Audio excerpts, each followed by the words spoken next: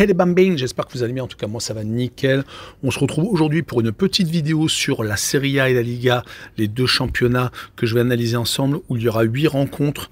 Donc la Fiorentina contre Naples, le premier match italien, l'Inter de Milan contre la Lazio de Rome, l'AS Roma contre le Genoa et Bologne contre la Juventus de Turin.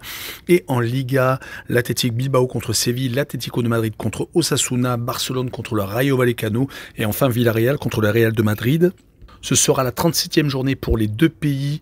Tout se déroulera entre le 17 et le 20 mai. En tout cas, n'hésitez pas à venir nous rejoindre sur le site VIP et les réseaux sociaux. Tout est à l'écran et en description. Le petit pronostic qui va bien, la critique positive ou négative et le pouce. N'hésitez pas et rejoignez la communauté. On est en train de tutoyer les 17 600. Merci encore. On fait un petit point sur le classement où en Italie, l'Inter de Milan est déjà champion avec 92 points, 18 points d'avance sur le second, l'AC Milan qui est second, troisième Bologne avec 67, quatrième la Juve avec 67 également et cinquième l'Atalanta avec 63. Le petit enjeu pour la Champions League, c'est que la Roma passe devant l'Atalanta, il reste 3 points d'écart, mais l'Atalanta a un match en moins, donc cela va être tout de même compliqué. En tout cas, le 7e, c'est la Lazio de Rome avec 59 points, donc pas mal d'enjeux en haut du tableau. En bas, les 3 dernières équipes sont Empoli 18e avec 32, mais avec quelques points de retard seulement sur le 14, 15, 16 et 17, donc tout est encore jouable pour eux. Le 19e, c'est Sassuolo avec 29 points, cela va être compliqué, mais c'est également encore jouable avec le premier non relégable, ils n'ont que 3 points de retard. Le dernier, c'est la Salernitana qui est 20e et qui est déjà relégué avec seulement 18 points. Et on attaque par la première rencontre, la Fiorentina contre Naples. La Fiorentina 8e alors que Naples est 9e, 2 points d'écart entre les deux formations pour se qualifier directement dans les 7 premières places. Cela va être compliqué, mais il faudrait que la Lazio et l'AS Rome s'écroulent totalement. Mais la Fiorentina a d'autres objectifs comme Ligue Europa Conférence où ils sont en finale contre l'Olympiakos Le Pirée. Ils ont également 2 déplacements encore à Cagliari et à l'Atalanta en championnat. Donc cette rencontre contre Naples peut leur permettre de se préparer pour être au top lors de cette finale. Du côté des Napolitains, sur les 5 derniers matchs, c'est plutôt moyen. 2 défaites contre Empoli et Bologne à la maison et 3 seulement partage de points contre Frosinone, contre l'AS Rome et l'Udinese. C'est plutôt inquiétant, surtout que la saison dernière, rappelez-vous-le, ils ont été champions d'Italie. Sur cette rencontre, je verrai tout de même un partage de points à but partout avec le home no bet et le match nul remboursé 6 victoires de la Fiorentina à la maison avec une cote à 1,90. On enchaîne avec l'Inter de Milan contre la Lazio de Rome, une belle affiche en perspective. L'Inter est déjà champion avec 18 points d'avance sur le second. Ça a été une balade totale. Une dernière victoire 5-0 à Frosinone lors de la dernière journée. Ils avaient quand même perdu contre Sassuolo, mais il n'y avait plus rien à jouer. Il ne leur reste plus que 2 rencontres à disputer contre la Lazio et au Hellas Vérone. Ils n'ont donc plus de pression, ils vont jouer contre la Lazio de Rome qui est 7e, qui a encore une place en Coupe d'Europe à jouer. Ce ne sera pas la Champions League, ce sera ou la Ligue Europa ou la Ligue Europa Conférence. Il ne faudra pas se faire rattraper par la Fiorentina, mais comme j'ai dit un peu plus tôt, il faudrait un énorme concours de circonstances. Surtout que sur les 6 dernières rencontres, toutes compétitions confondues, il y a eu 5 victoires et un seul match nul. Dommage qu'ils aient perdu lors du match aller contre la Juventus de Turin en demi-finale, car ils avaient déjà 2 buts de retard. Ils ont réussi à en rattraper qu'un seul et malheureusement donc ils finiront par l'Inter et Sassuolo pour une saison assez intéressante. Rappelons qu'ils sont sortis des poules en Champions League, ont été éliminés par le Bayern de Munich. Mon pronostic sur cette rencontre sera une victoire de l'Inter 2-0 avec les Interistes qui marquent le plus de 1,5 but sur le match avec une cote à 1,66. On enchaîne avec l'AS Rome contre le Genoa. L'AS Rome est 6e alors que le Genoa qui est promu cette saison et 11e est bien placé au milieu de tableau. Ils sont sauvés depuis très longtemps, ont 14 points d'avance sur la zone de relégation. Ils sont par contre beaucoup trop loin de la Coupe d'Europe, donc c'est une saison assez intéressante, même si elle est moyenne. En tout cas, le Genoa sur les 3 derniers matchs, c'est 2 victoires tout de même à la maison contre Cagliari et Sassuolo, des équipes en difficulté, et un match nul, 3 buts partout à l'AC Milan. Ils n'ont perdu qu'une seule fois sur les 8 derniers matchs, toutes compétitions confondues. Ils ont également fait un 0-0 ultra intéressant à la Juventus de Turin. Ils se déplacent à Rome, qui a perdu malheureusement en demi-finale de la Ligue Europa contre le Bayer Leverkusen. Ils avaient quasiment retourné la situation en menant 2-0 au match retour, mais malheureusement, le Bayer n'a pas perdu une seule rencontre, toute compétition confondue. C'était une montagne beaucoup trop importante à gravir. Les Romains viennent de perdre à l'Atalanta dans un match important où ils auraient pu gravir jusqu'à la 5e place pour l'instant qualificative pour la Champions League, mais tout n'est pas perdu, même s'ils ont un match en plus que les Bergamasques. Ils ont 3 points de retard seulement, tout est encore jouable, même s'il ne reste que 2 journées. En tout cas, ils doivent faire le plein contre le Genoa. Mais avec 0 victoire sur les 5 derniers matchs de compétition confondus, il va falloir se ressaisir. Et je vois un but partout entre les deux formations avec le Genoa qui marque le plus de 0,5 buts sur le match et une cote à 1,70. On finira l'Italie avec Bologne contre la Juventus de Turin, une rencontre au sommet entre le 3e et le 4e.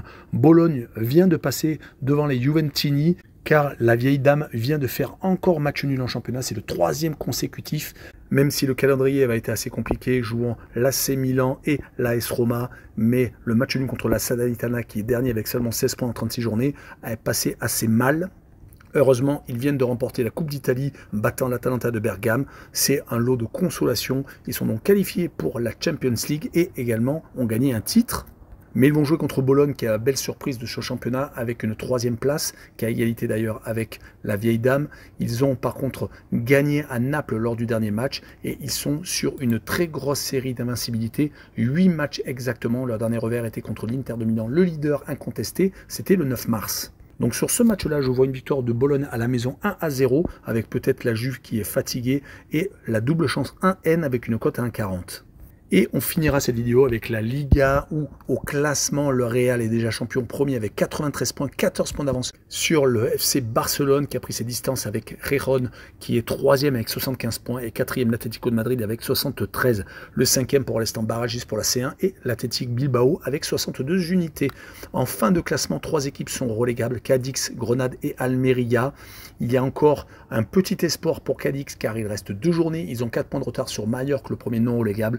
Par contre, pour le 19e, Grenade qui a 21 points et Almeria qui est dernier avec seulement 17 unités, ils sont déjà relégués depuis très longtemps. Donc les objectifs pour cette avant-dernière journée, c'est peut-être le rapprocher de Cadix sur Mallorca, voire sur le Celta Vigo qui a 37 unités. Et quelques équipes en tête qui vont se battre pour une place européenne.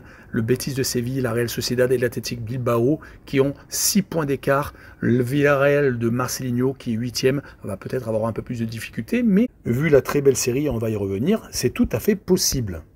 On attaque par la première rencontre l'Athletic Bilbao contre le FC Séville. Le 5e qui a déjà remporté la Coupe du Roi va rencontrer une équipe de Séville qui a réussi à remonter au classement mais qui a encore fait une saison plutôt moyenne. Étant 12e, ils sont sauvés depuis un petit bout de temps car ils ont eu une belle série mais là ils restent tout de même sur 2 défaites consécutives contre Villarreal et contre Cadix.